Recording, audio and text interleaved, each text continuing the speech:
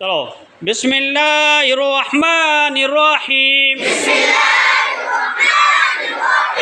अलिफ मद्दा की मस्को ज़ाद खौफ ताब जाहद हासब जुनाह शारब फराग खोदअ क़तल सोबर तआल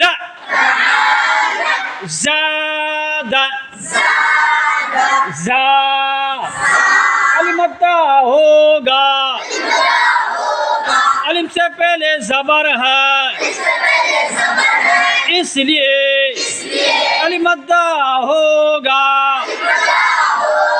अलिफ मद्दा को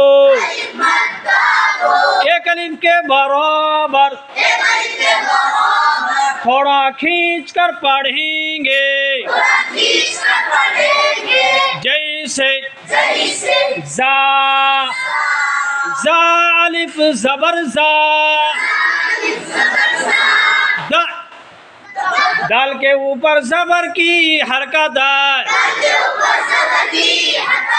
हरकत को जल्दी पढ़ें, थोड़ा भी ना खींचे। ज़बर की आवाज़ ऊपर को जाती है जैसे द दाल ज़बर द ज़ाद खौफ। अब हिचे करके पढ़ना है। खो अलिफ ज़बर खो फा ज़बर फा खौफ ताब तालिफ ज़बर ता